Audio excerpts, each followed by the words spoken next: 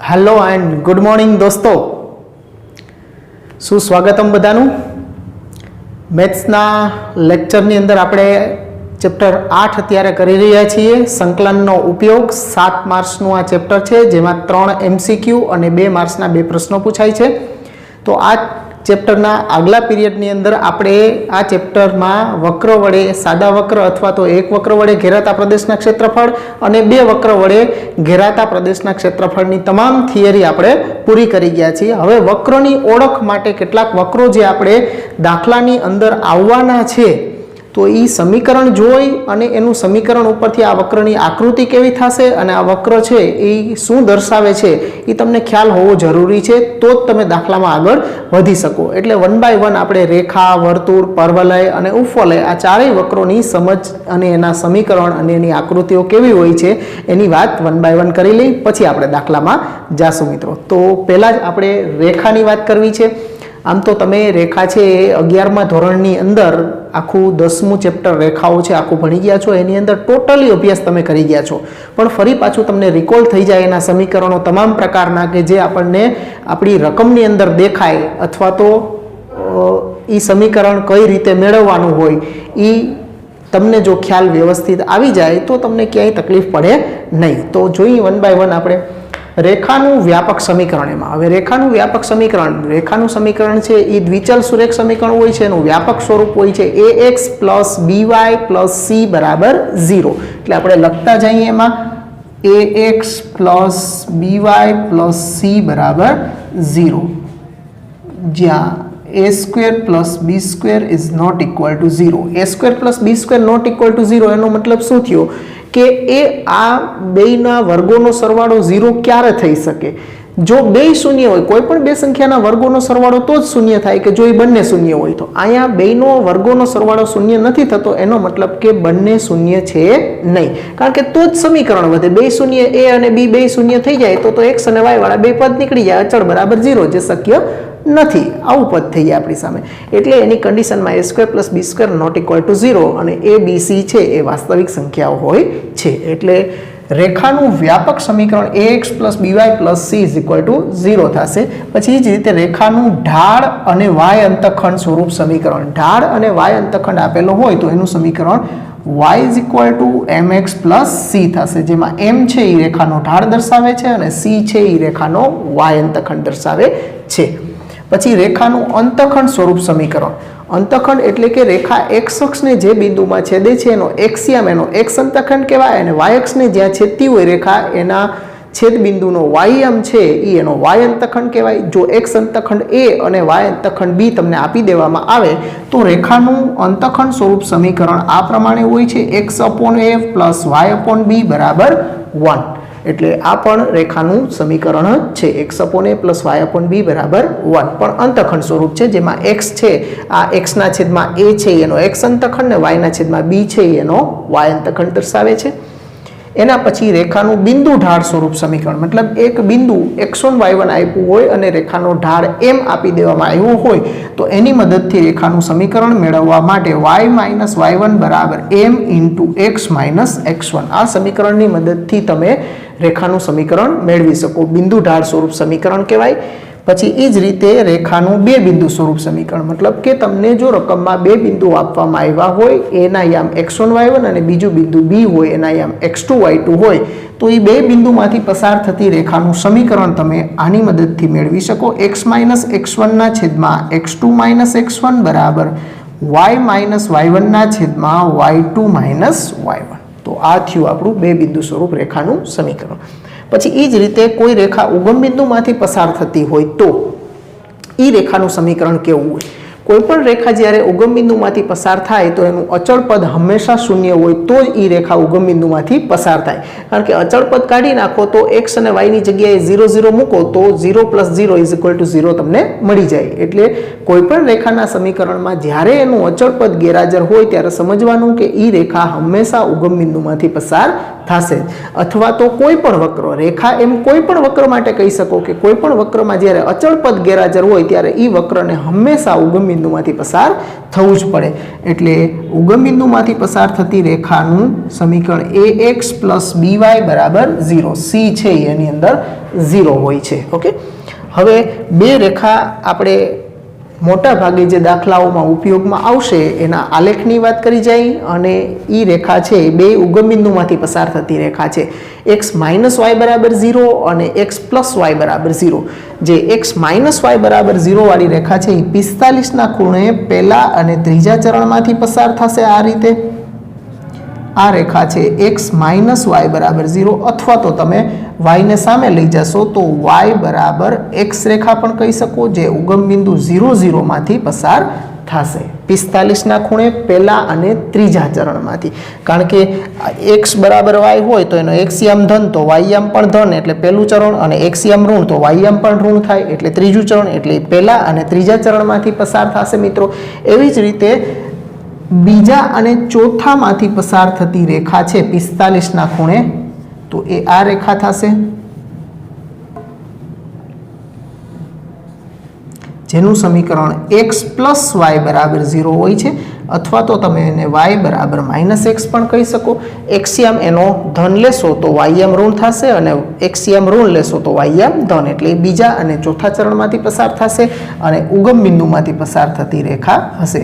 કારણ કે x + y = 0 અને x - y = 0 બેમાંથી એકેય રેખાના સમીકરણની અંદર એનું અચળ પદ દેખાતું નથી, એટલે બંને રેખા ઉગમ બિંદુમાંથી પસાર થતી અને 45 ના ખૂણે પહેલા અને ત્રીજામાંથી, આ 45 ના ખૂણે પહેલા અને બીજા અને ચોથા ચરણમાંથી. 45 નો ખૂણો એટલે એકદમ આનો 45 નો ખૂણો. ઓકે, અહીંથી એમ તમે કાઉન્ટ કરો તો એ 135 નો ખૂણો થશે. ઓકે, તો આ બે રેખા આ આકૃતિ બે મગજમાં રાખવાની છે. હવે બીજી કેટલીક રેખાઓ કે શિરોલંબ રેખા હોય તો શિરોલંબ રેખાનું સમીકરણ કેવું હોય? શિરોલંબ રેખા કયો, x અક્ષને લંબ રેખા કયો કે y અક્ષને સમાંતર રેખા કયો? આ ત્રણેય વસ્તુ, એક શિરોલંબ, x અક્ષને લંબ કે y અક્ષને સમાંતર, આ ત્રણેય વસ્તુ એક જ થઈ અને ત્રણેય માટેનું એનું સમીકરણ x = a હોય છે. પછી સમક્ષિતિજ કયો, y અક્ષને લંબ કયો કે x અક્ષને સમાંતર રેખા કયો, આ ત્રણેય વસ્તુ એક જ થઈ અને એનું સમીકરણ y = b હોય છે. ઓકે, હવે અક્ષોના સમીકરણની પણ આપણને જરૂર પડશે. તો x અક્ષ છે એ કેવો છે? તો કે y અક્ષને લંબ છે, તો y અક્ષને લંબ રેખાનું સમીકરણ y = b, પણ એ ઉગમ બિંદુમાંથી પસાર થાય એટલે x અક્ષનું સમીકરણ y = 0, અને y અક્ષ છે એ શિરોલંબ છે જે x અક્ષને લંબ રેખા છે, તો x અક્ષને લંબ રેખાના સમીકરણ પ્રમાણે x = a, પણ એનો x યામ ઉગમ બિંદુમાંથી પસાર થશે એટલે એનો x યામ 0 હોય, એટલે આ y અક્ષનું સમીકરણ x = 0. મતલબ બે અક્ષના સમીકરણ છે એકબીજાથી વિરુદ્ધ દેખાશે. x અક્ષનું સમીકરણમાં y = 0 હોય અને y અક્ષનું સમીકરણ હોય x = 0 હોય. તો આ બધા રેખાના સમીકરણો આપણે જોયા જુદા જુદા. આ જ બધા સમીકરણો આપણે દાખલા ગણશું ત્યારે આડા આવવાના છે, તો બધાથી તમે માહિતગાર હોવા જરૂરી છે. તો આ બધા સમીકરણોની નોંધ કરી લ્યો અને વ્યવસ્થિત છે એને મગજમાં બેસાડી અને વ્યવસ્થિત પાકા કરી નાખો, કે જેથી કરીને તમારે ઓળખવામાં સમીકરણ તમારી સામે આવે તો તમને ખબર પડી જાય કે ભાઈ આ રેખાનું સમીકરણ છે, આ સમક્ષિતિજ રેખાનું સમીકરણ છે, શિરોલંબ રેખાનું સમીકરણ છે, આ અંતઃખંડ સ્વરૂપ સમીકરણ છે, ઢાળવાય અંતઃખંડ સ્વરૂપ સમીકરણ છે. ઓકે, એટલે ઓળખવામાં તમને ક્યાંય તકલીફ પડે નહીં. તો નોંધી લ્યો મિત્રો, પછીના વર્તુળના સમીકરણની વાતો કરીએ પછી.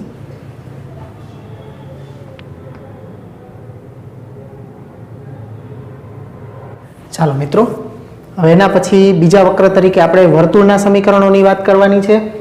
વર્તુળ, સર્કલ, HK કેન્દ્ર અને R ત્રિજ્યાવાળા વર્તુળનું સમીકરણ, જેનું કેન્દ્ર C HK છે અને એની ત્રિજ્યા R હોય, તો એવા વર્તુળનું સમીકરણ છે એ આ પ્રમાણે હોય છે: x - h² y - k² = r². તો આ HK કેન્દ્ર અને R ત્રિજ્યાવાળા વર્તુળનું સમીકરણ થયું. પછી એ જ રીતે 0 0 કેન્દ્ર અને R ત્રિજ્યાવાળા પ્રમાણિત વર્તુળ. ઓકે, 0 0 કેન્દ્ર અને R ત્રિજ્યા હોય તો એને પ્રમાણિત વર્તુળ કહેવાય. તો અહીંયા કેન્દ્ર છે એ 0 0 છે અને ત્રિજ્યા છે એની R છે, બધું R R. ઓકે, તો એવા વર્તુળના સમીકરણ માટે કેન્દ્ર 0 0 છે, તો અહીંયા h અને k છે એ કેન્દ્રના જ યામ છે, અહીંયા 0 0 મૂકી દેશો એટલે x - 0² અને y - 0², એટલે આ સમીકરણ થશે x² + y² = r². તો આ પ્રમાણિત વર્તુળનું સમીકરણ થયું x² + y² = r², જેનું કેન્દ્ર 0 0 હોય છે અને એની ત્રિજ્યા r હોય છે. ઓકે આર સ્ક્વેર સામે જે દાખલા તરીકે x square plus y square બરાબર 25 હોય તો 25 છે એ આરનો વર્ગ હોય છે એટલે એની ત્રિજ્યા આર સ્ક્વેર બરાબર 25 તો આર બરાબર 5 થશે એટલે સામે x square plus y square બરાબર સામે જે સંખ્યા હોય એનું વર્ગમૂળ કાઢો એ એની ત્રિજ્યા થશે. ઓકે પછી 0 0 કેન્દ્ર અને 1 એકમ ત્રિજ્યાવાળા એકમ વર્તુળનું સમીકરણ. ઓકે આના જેવું જ છે પણ ત્રિજ્યા અહીંયા આર બરાબર 1 મૂકી દેશો તો વર્તુળનું સમીકરણ શું થશે તો કે x square plus y square બરાબર 1 થઈ જશે. ઓકે ત્રિજ્યા 1 છે તો 1 નો વર્ગ 1 જેનું કેન્દ્ર 0 0 અને ત્રિજ્યા છે એ 1 એકમ હશે. ઓકે તો આ એકમ વર્તુળનું સમીકરણ. HK કેન્દ્ર અને r ત્રિજ્યાવાળા વર્તુળનું સમીકરણ, 0 0 કેન્દ્ર અને r ત્રિજ્યાવાળા વર્તુળનું સમીકરણ, 0 0 કેન્દ્ર અને 1 ત્રિજ્યાવાળા વર્તુળનું સમીકરણ. આ ત્રણ સમીકરણ થયા. હવે એ જ રીતે વર્તુળનું વ્યાપક સમીકરણ. વર્તુળનું વ્યાપક સમીકરણનું સ્વરૂપ કેવું હોય તો કે આ પ્રમાણે હોય x square plus y square plus 2gx plus 2fy plus c બરાબર 0. આ વર્તુળનું સમીકરણ થયું. X square plus y square plus 2gx plus 2fy plus c is equal to 0. તો આ વર્તુળના કેન્દ્રના યામ શું થાય? આનું કેન્દ્ર માઇનસ g માઇનસ f અને એની ત્રિજ્યા r બરાબર root g square plus f square minus c સૂત્રથી આપણને મળશે. દાખલા તરીકે તમને બતાવું છું એક. દાખલા તરીકે x square plus y square minus 4x plus 6y minus 12 is equal to 0 નું કેન્દ્ર અને ત્રિજ્યા મેળવો. ઓકે એનું કેન્દ્ર અને ત્રિજ્યા મેળવવી હોય તો આ જે સમીકરણ સ્વરૂપ આવ્યું છે એ આના જેવું છે. તમે આને આની સાથે કમ્પેર કરશો એટલે આની અંદર 2g બરાબર શું થશે? x નો સહગુણક છે એ 2g છે ને અહીં x નો સહગુણક નિશાની સહિત -4 છે. પછી અહીંયા 2f y નો સહગુણક છે તો 2f બરાબર 6 થશે અને અચળ પદ c બરાબર અહીંયા -12 છે નિશાની સહિત લેવાના. ઓકે તો આ પ્રમાણે gfc આપણે હવે આને 2 વડે ભાંગી નાખો એટલે g બરાબર -2 f બરાબર 3 થશે.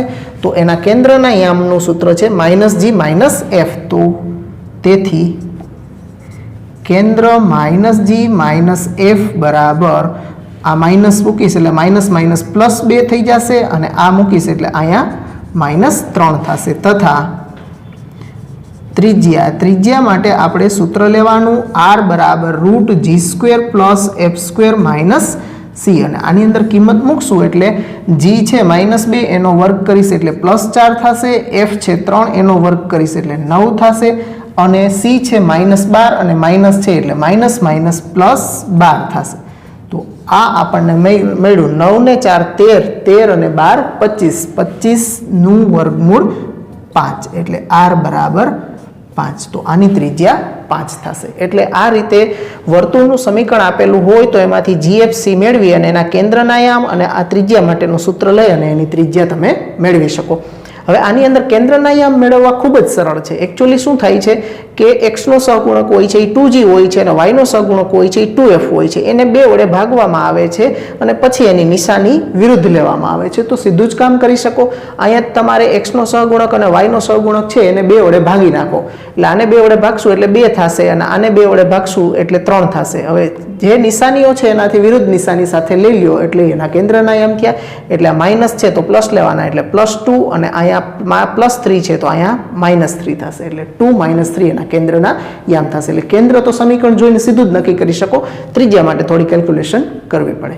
તો આ થયા આપણા વર્તુળના સમીકરણો. હવે આના પછી આપણે પરવલયના સમીકરણ જોઈએ છીએ. બધા જ વ્યવસ્થિત નોંધી લ્યો અને પછી આપણે આગળ વધીએ.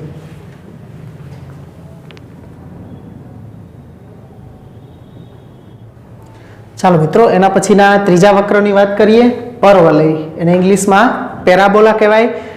પરવલયના પ્રમાણિત સમીકરણ. પરવલય x અક્ષ પર હોય અને y અક્ષ પર પણ દોરી શકાતું હોય. પરવલયનો અક્ષ x અક્ષ હોય અથવા એનો અક્ષ y અક્ષ હોય. એમાં ધન x અક્ષ ઉપર પરવલય હોય, ઋણ x અક્ષ ઉપર હોય, ધન y અક્ષ ઉપર હોય અને ઋણ y અક્ષ ઉપર. મતલબ 4 4 અક્ષો ઉપર પરવલય દોરી શકાય. એના સમીકરણમાં માઇનોર ચેન્જીસ હોય છે. તો પરવલયના પ્રમાણિત સમીકરણમાં જો પરવલયનો અક્ષ x અક્ષ હોય અથવા તો પરવલય x અક્ષ ઉપર હોય તો એનું સમીકરણ y² બરાબર 4ax અને આ ધન x અહીંયા ધન હશે x ના ગુણકમાં આવતી સંખ્યા 4a નું મૂલ્ય અહીંયા ધન હશે તો એ ધન x અક્ષ ઉપર આવશે પરવલય આવી રીતે. ઓકે, જેટલો પરવલય ઉપર તરફ હોય એટલો જ એ નીચે તરફ ફેલાયેલો હોય. પરવલયની બંને અક્ષો ઉપર અને નીચે તરફની વચ્ચેથી અક્ષ જે પસાર થતો હોય પરવલયના અક્ષની બંને બાજુએ પરવલય હંમેશા સમમિત હોય છે, એટલે કે સરખો જ ફેલાયેલો હોય છે. તો આ પરવલય થયું જેનું શિરોબિંદુ આ જે O00 છે, જે બિંદુમાં પરવલય એના અક્ષને છેદતો હોય એ બિંદુને એનું શિરોબિંદુ કહેવાય. તો પ્રમાણિત પરવલયનું શિરોબિંદુ હંમેશા 0 જ હોય, આને શિરોબિંદુ કહેવાય. અને બીજું કે અહીંયા પરવલયની નાભે આવેલી હોય, નાભીના યામ SA0 હોય છે અને નાભીમાંથી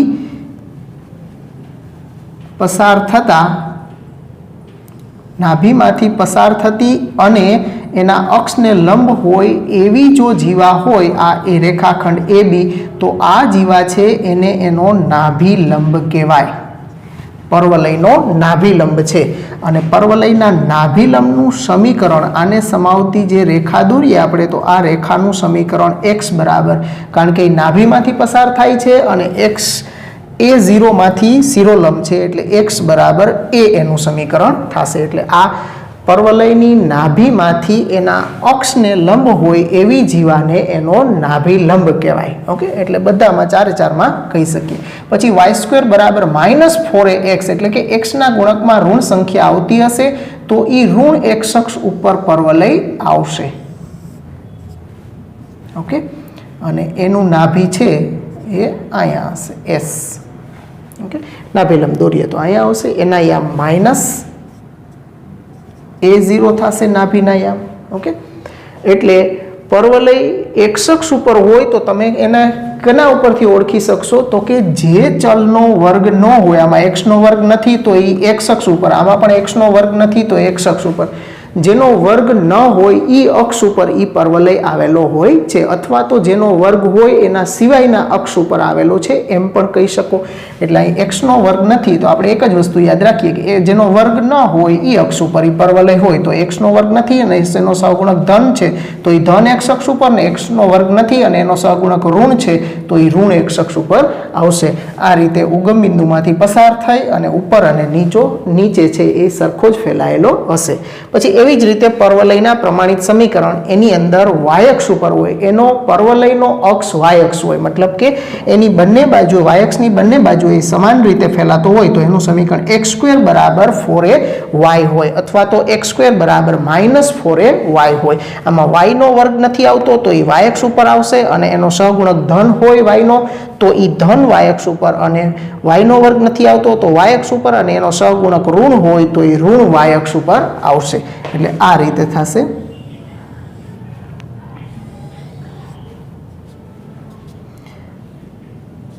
અને આના નાભી અહીંયા આવશે S0a આનું નાભી થશે અને એ જ રીતે આ પરવલય નીચેની તરફ જશે, એનું નાભી અહીંયા આવશે S0 - a એનું નાભી થશે.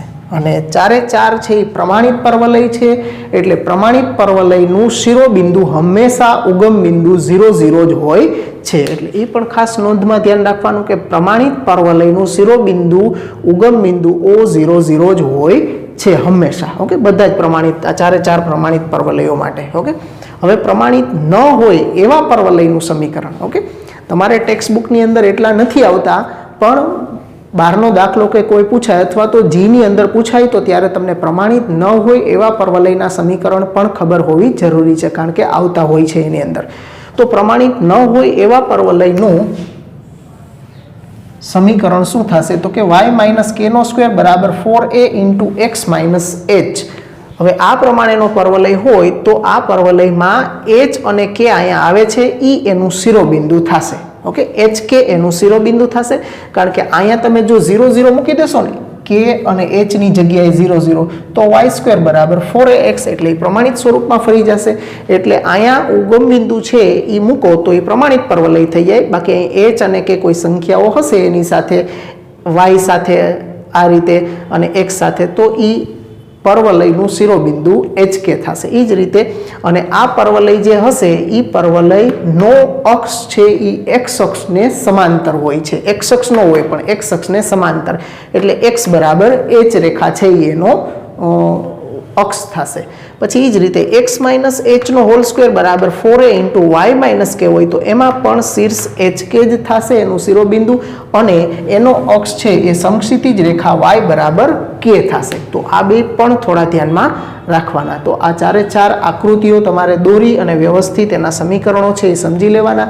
તમારી સામે જ્યારે પણ પરવલય આવે આવું સમીકરણ તો તમને ખ્યાલ આવવો જોઈએ। વર્તુળનું સમીકરણ હોય તો એમાં બે ચલ હોય, બેયના વર્ગ હોય અને x વર્ગ ને y વર્ગના સહગુણકો હંમેશા સમાન જ હોય। જ્યારે પરવલયનું સમીકરણ હોય એમાં x અને y બે ચલ આવતા હોય પણ બેમાંથી એક જ ચલનો વર્ગ હોય, બેયના વર્ગ ન હોય। રેખાનું સમીકરણ હોય એમાં બે ચલ આવતા હોય પણ બેયની ઘાત એક એક હોય। પછી વર્તુળના સમીકરણમાં બે ચલ હોય x અને y, એની બેયની બે બે ઘાત હોય મહત્તમ, એટલે કે વર્તુળનું સમીકરણ દ્વિચલ દ્વિઘાત હોય છે। એમ પરવલયનું સમીકરણ છે એ દ્વિચલ હોય છે પણ એક જ ચલની કાં તો y નો વર્ગ હોય ને કાં તો x નો વર્ગ, બેમાંથી એક જ ની બે ઘાત આવતી હોય તો એ વક્ર હંમેશા પરવલય દર્શાવતો હોય છે। પછી x અક્ષ ઉપર અથવા તો y અક્ષ ઉપર આ રીતે। એટલે સમીકરણો યાદ રાખવાના છે અને એની આકૃતિ કઈ રીતે દોરવામાં આવે છે પરવલયને જોઈ અને એની આકૃતિ ઉપર આવશે, એક ધન x અક્ષ ઉપર આવશે, ઋણ x અક્ષ ઉપર આવશે, ધન y અક્ષ ઉપર આવશે કે ઋણ y અક્ષ ઉપર આવશે, એ તમને ખ્યાલ આવવો જરૂરી છે। કારણ કે આકૃતિ જ્યારે ક્ષેત્રફળ માટે દોરવાની હશે ત્યારે આપણે પરવલયો દોરવા પડશે। તો આ પરવલયોથી તમે વાકેફ હોય તો કઈ બાજુ પરવલય દોરવો એ ખબર પડે ને મિત્રો। તો નોંધી લ્યો પરવલયને। હવે આના પછી એક જ નાનકડા પોઈન્ટ ઉપવલયની વાત કરવાની છે, પછી દાખલા ઉપર જાશું મિત્રો। નોંધી લ્યો પહેલા બધું।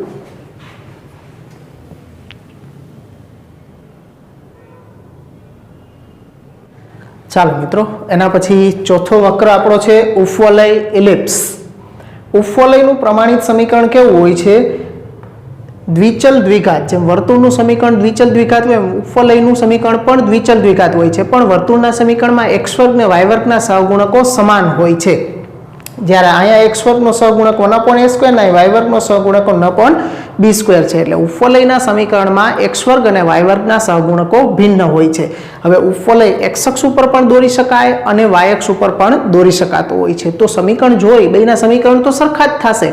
જો x અક્ષ ઉપર અને y અક્ષ ઉપર બે પરવલયના ઉપવલયના તમે સમીકરણ જોશો તો બંનેમાં કોઈ ફેર દેખાતો નથી, પણ માઇનોર ચેન્જીસ દેખાશે। આ શરત ઉપર આધાર રાખશે।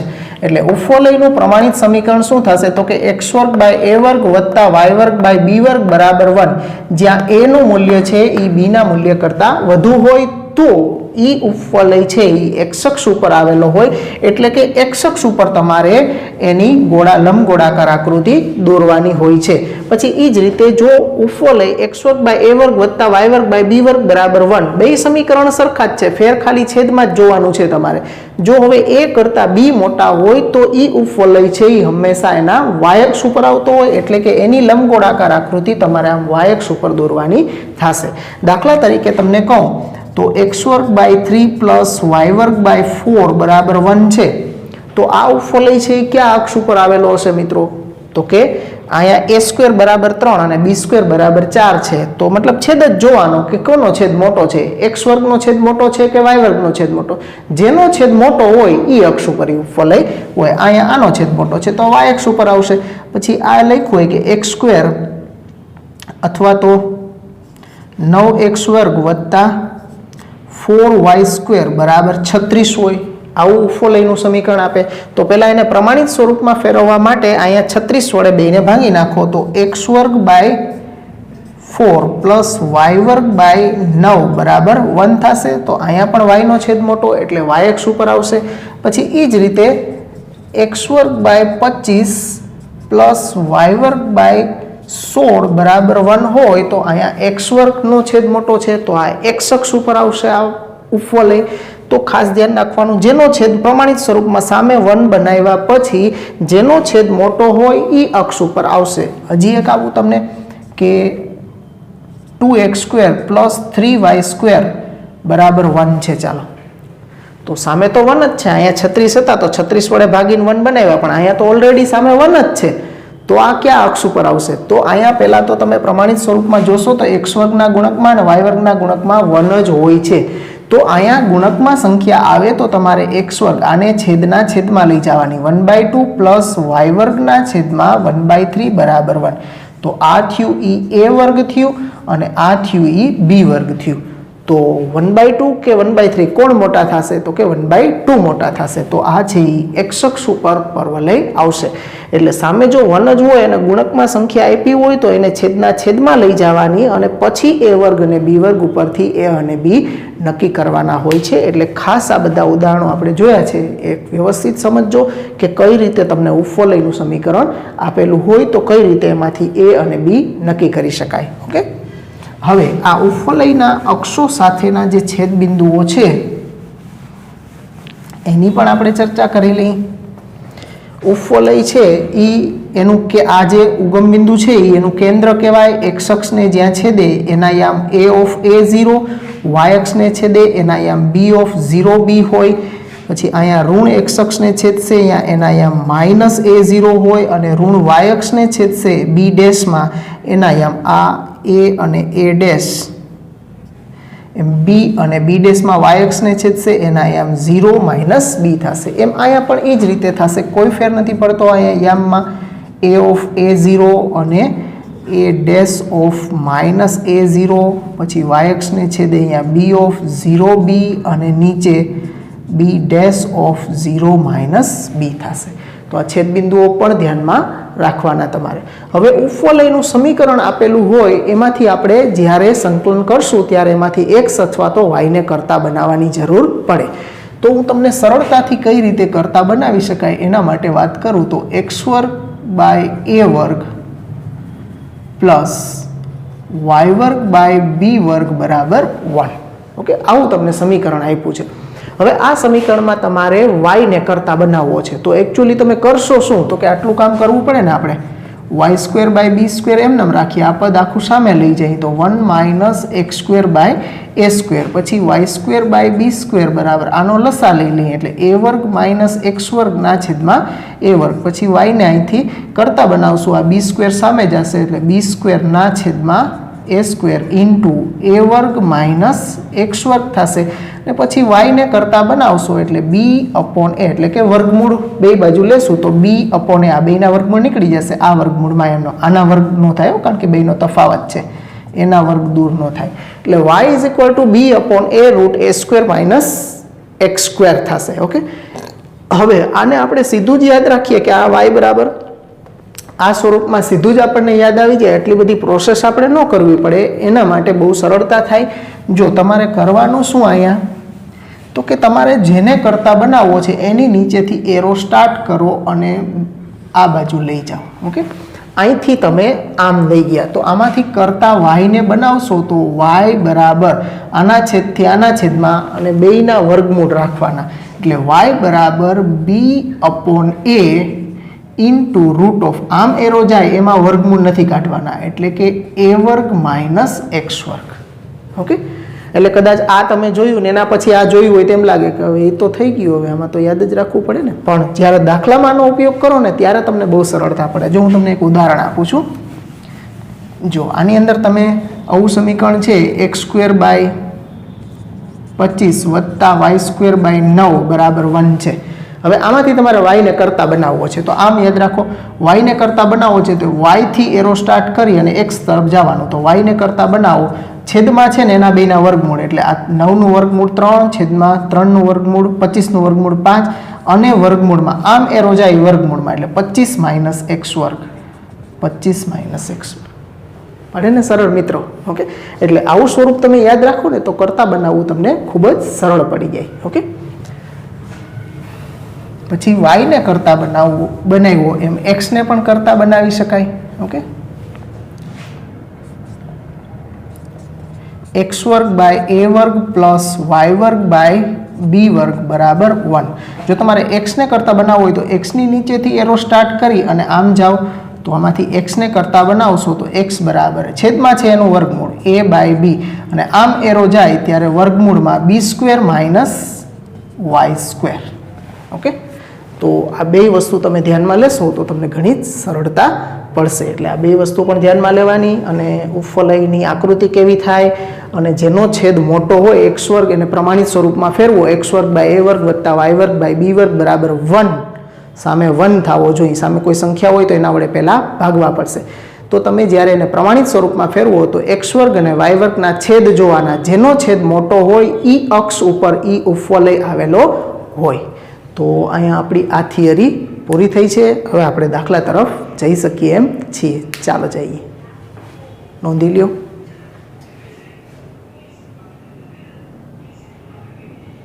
ચાલો મિત્રો, ઉદાહરણ નંબર 1 ઉપર આવો. ઘણી બધી થિયરી આપણે કરી નાખી છે. આઈ હોપ બધાએ વ્યવસ્થિત સમજી અને પાકી કરી લીધી હશે. હવે આગળ વધીએ આપણે. તો ઉદાહરણ નંબર 1 ની અંદર વર્તુળ x square plus y square બરાબર એ વર્ગ વડે આવૃત પ્રદેશનું ક્ષેત્રફળ શોધો. અહીંયા વર્તુળનું નામ આપી દીધું છે વક્રનું વર્તુળ, પણ કેવું વર્તુળ છે તો કે વર્તુળનું સમીકરણ x square plus y square બરાબર આર સ્ક્વેર પ્રકારનું છે. એનો મતલબ કે આ પ્રમાણિત વર્તુળ છે જેનું કેન્દ્ર છે એ 0 0 હશે અને ત્રિજ્યા છે એ આર સ્ક્વેર બરાબર એ સ્ક્વેર, તો આર બરાબર એ, એટલે ત્રિજ્યા એની એ થશે.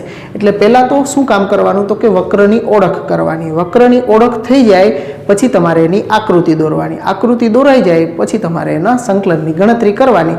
હવે આમ તો સામાન્ય રીતે અહીંયા વર્તુળનું ક્ષેત્રફળ કીધું છે, તો વર્તુળના ક્ષેત્રફળ માટે તો આપણને જો વર્તુળની ત્રિજ્યા ખબર હોય તો ત્રિજ્યા ઉપરથી આપણે વર્તુળનું ક્ષેત્રફળ મેળવી શકીએ. ક્ષેત્રફળનું સૂત્ર તો સીધું જ છે પાય આર સ્ક્વેર, તો એમાં આરની જગ્યાએ એ મૂકી દે એટલે પાય એ સ્ક્વેર.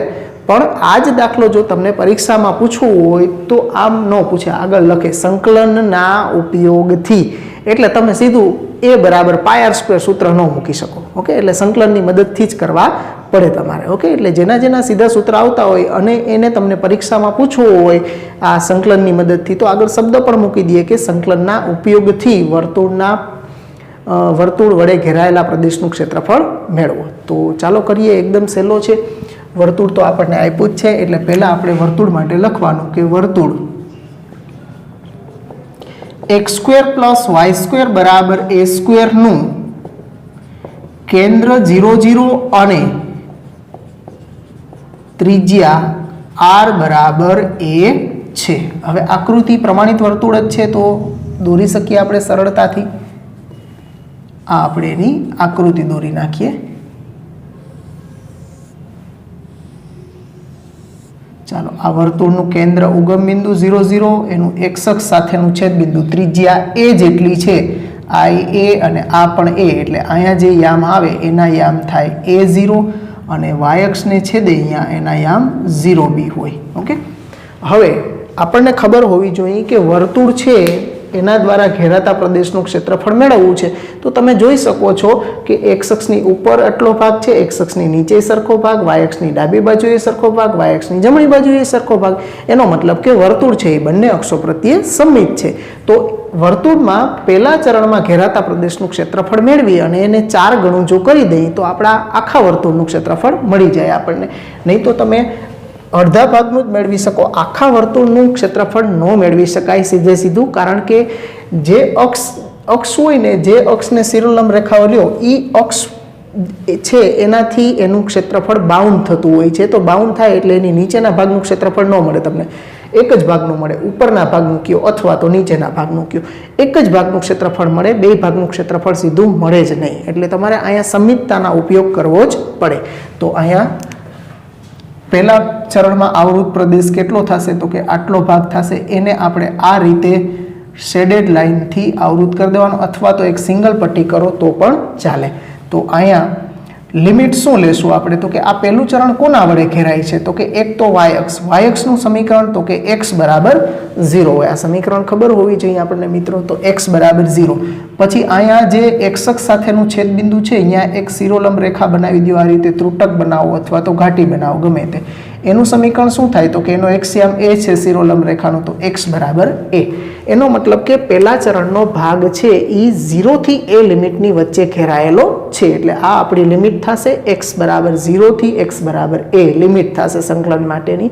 હવે તમે આમાં આમ લીધું છે, એના બદલે કદાચ આમ લીધું હોત તો પણ ચાલે. તો x અક્ષનું સમીકરણ y બરાબર 0 અને અહીંયા જે સમક્ષિતિજ રેખા દોરત એ y બરાબર b થાત, તો લિમિટ 0 થી b થાત. ટેક્સ્ટ બુકની અંદર બે રીતે કર્યું છે, આપણે કોઈ પણ એક રીતે કરી શકીએ. તો અહીંયા આપણે x અક્ષને લંબ રેખાઓ લીધી છે, જેમાં લિમિટ આપણી 0 થી a થઈ છે. એટલે પહેલાં તો આપણે આ બંને અક્ષો પ્રત્યે સંમિત છે એ થોડુંક આપણે વિધાન લખવું પડે. એટલે લખીએ કે અહીં વર્તુળ x² + y² બરાબર a² એ બંને અક્ષો પ્રત્યે સંમિત હોવાથી માગેલા પ્રદેશનું ક્ષેત્રફળ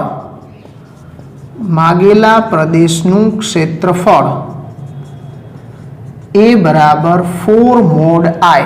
ઓકે, 4 mod i. હવે i ની ગણતરી એટલે કે સંકલિતની ગણતરી i બરાબર ઇન્ટિગ્રેશન લિમિટ લેશું 0 થી a 0 to a f of x dx બરાબર integration 0 to a. Okay, x અક્ષને લંબ રેખાઓ લીધી હોય, તમારી લિમિટ x અક્ષ પરની હોય એટલે કે શિરોલંબ રેખાઓ હોય તો તમારે f of x dx લેવાનું હોય, અને સમક્ષિતિજ રેખાઓ હોય એટલે કે y બરાબર 0 અને y બરાબર b લીધી હોત તો હું અહીંયા g of y dy લેત. ઓકે, એટલે તો y સાપેક્ષ સંકલન x અક્ષને લંબ રેખાઓ હશે, તમારી લિમિટ x અક્ષ પરની હશે તો x સાપેક્ષ સંકલન અને y અક્ષ પરની હશે તો y સાપેક્ષ સંકલન. હવે આમાંથી આપણે કરતા બનાવવાના થાય. તો f of x એટલે y ને કરતા બનાવવાનો, y ને કરતા બનાવશું અહીં બાજુમાં આપણે બનાવી દઈએ કારણમાં. તો x² + y² બરાબર a², તો y² બરાબર a² x² સામે લઈ જાઓ અને y બરાબર √a² - x². ઓકે, હવે પ્લસ ઓર માઇનસ લેવાની જરૂર નથી, થાય તો ખરું, પણ આપણે પ્રથમ ચરણ જ એટલા માટે લઈએ છીએ કે વર્ગમૂળ કાઢીએ પ્લસ જ રહીએ, એટલે આપણે પ્રથમ ચરણ લઈએ છીએ હંમેશા. બાકી કોઈ પણ નીચેનું ચરણ લ્યો તો પણ ચાલે.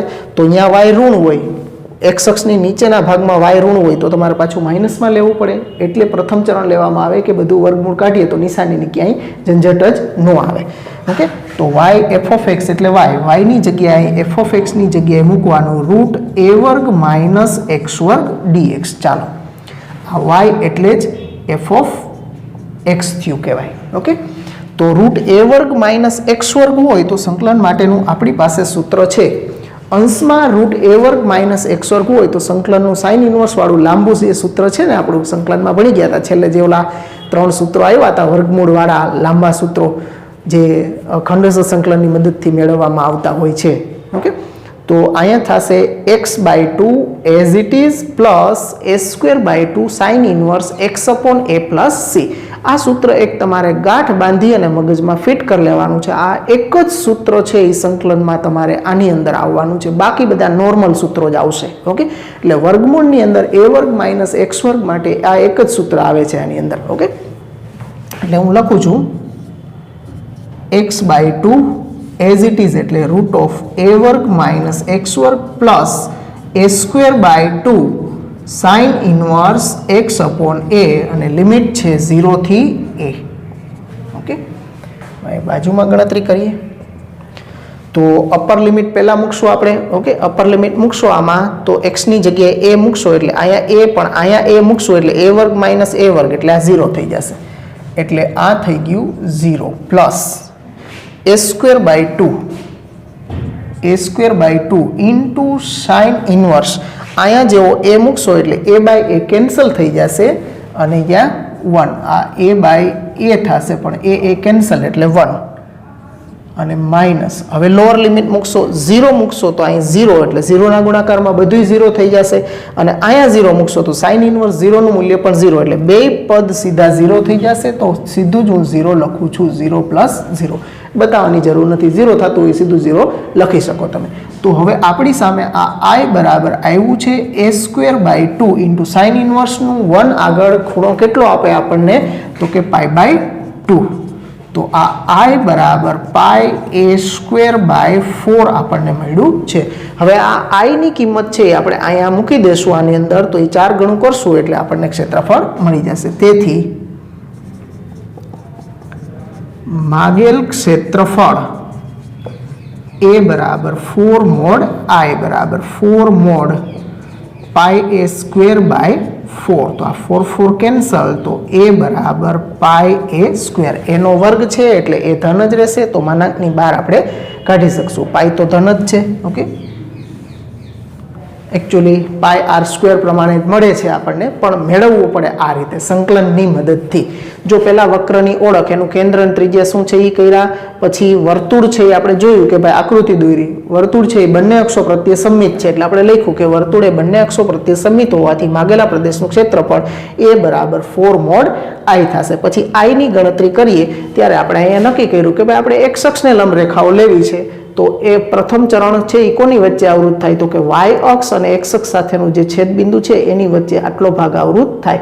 એટલે આ વક્ર, આ બે શિરોલંબ રેખાઓ અને x અક્ષ, આ ચારેયથી બંધ થતી આકૃતિ આપણે શરૂઆતમાં જોઈ હતી ને થિયરી, કે વક્ર, બે શિરોલંબ રેખા અને x અક્ષથી બંધ થતી આકૃતિ આ બેની છે, તો એનું ક્ષેત્રફળ છે આપણે લિમિટ y અક્ષનું સમીકરણ x બરાબર 0 અને આનો એક્સિયામ a છે, કારણ કે ત્રિજ્યા a છે એટલે અહીંયા શિરોલંબ રેખા દોરી x બરાબર a, તો આપણી લિમિટ 0 થી a થશે, એટલે 0 થી a f(x) dx। શિરોલંબ રેખાઓ લીધી હોય તો f(x) dx અને સમક્ષિતિજ રેખાઓ લીધી હોય તો g(y) dy લેવાનું, તો y સાપેક્ષ સંકલન થશે। પછી f(x) એટલે y, એટલે તમારી પાસે જે વક્ર છે એ વક્રના સમીકરણમાંથી તમારે y ને કરતા બનાવવાનો, y બરાબર જે આવ્યું છે એ f(x) ની જગ્યાએ મૂકવાનું અને પછી સંકલન કરી અને એનું મૂલ્ય મેળવવાનું। એ મૂલ્ય મળી જાય અને અહીંયા મૂકો એટલે તમને એનું ક્ષેત્રફળ મળશે। એકદમ સહેલું જ છે મિત્રો, પ્રેક્ટિસ કરવી પડશે, સમજવાનું વ્યવસ્થિત અને પ્રેક્ટિસ કરવાની, એટલે આમાં કાંઈ અઘરું હોતું જ નથી। નોંધી લ્યો મિત્રો આ।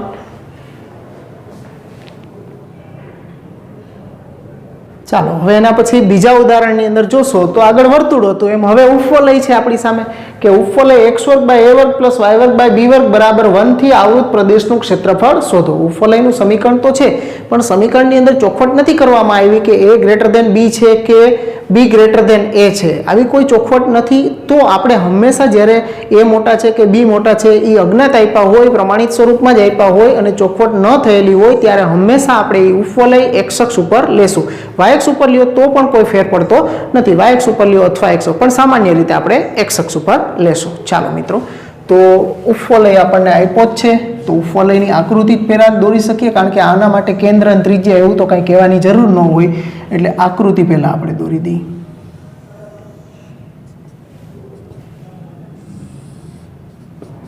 x અક્ષ ઉપર હોય એવો એક ઉપવલય આપણે દોરશું।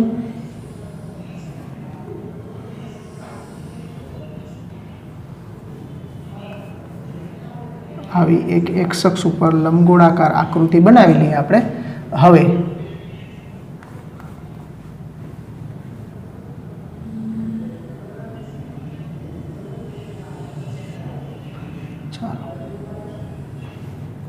આ ઉગમ બિંદુ એનું કેન્દ્ર થશે। હવે x અક્ષ સાથેના છેદ બિંદુ આપણને ખબર જ છે, અહીંયા a0 માં છેદશે, અહીંયા e0b માં છેદશે, ઓકે, b(0) b અને a(0) a। હવે ઉપવલય છે એમાં પણ ચારેય ચરણમાં સરખું જ ક્ષેત્રફળ આવૃત થયેલું હશે, એટલે ઉપવલય પણ આપણે જાણીએ છીએ કે બંને અક્ષો પ્રત્યે કેવી આકૃતિ છે, સંમિત આકૃતિ છે, તો એના પણ પ્રથમ ચરણમાં આવૃત પ્રદેશનું ક્ષેત્રફળ મેળવી અને એને 4 ગણું કરી દેશું, વર્તુળમાં કર્યું હતું એવી જ રીતે। તો અહીંયા પણ આપણે પ્રથમ ચરણને શેડેડ બનાવશું, આ રીતે લાઇનિંગથી એને આવૃત કરી દેશું। હવે ઈ ભાગ પણ કેનાથી ઘેરાય છે, તો કે આટલા ભાગથી ઘેરાય છે, તો કે અહીંયા એક શિરોલંબ રેખા બનાવું તો આ રેખા થઈ x બરાબર a અને y અક્ષનું સમીકરણ આપણે જાણીએ છીએ x બરાબર 0, એટલે આમાં પણ લિમિટ 0 થી a જ રહેશે, ઓકે। તો પેલા છેદ બિંદુની ચર્ચા કરી દઈએ કે ઉપવલય x² / a² + y² / b² બરાબર 1 ના અક્ષો સાથેના છેદ બિંદુ a(a0) અને b(0b) છે. ઓકે, બાકીના છેદબિંદુની જરૂર નથી તો એની ચર્ચા કરવાની જરૂર નથી, ખાલી આપણે આ બેની જરૂર છે. એટલે આમ તો આ x અક્ષની જ જરૂર છે, આની પણ જરૂર નથી, કારણ કે લિમિટ માટે આપણે આનો ઉપયોગ કરવાનો છે. તથા x square by a square plus y square by b square. Okay, આપણે કરતા છે ઓમાં જ સીધા બનાવી દઈશું, અહીંયા કંઈ લખવાની જરૂર પણ નથી. હવે બંને અક્ષો પ્રત્યે સમિત છે એ આપણે કહી દઈએ કે તથા ઉપવલય x square by a square plus y square by b square બરાબર 1a બંને અક્ષો પ્રત્યે સમિત હોવાથી માગેલા પ્રદેશનું ક્ષેત્રફળ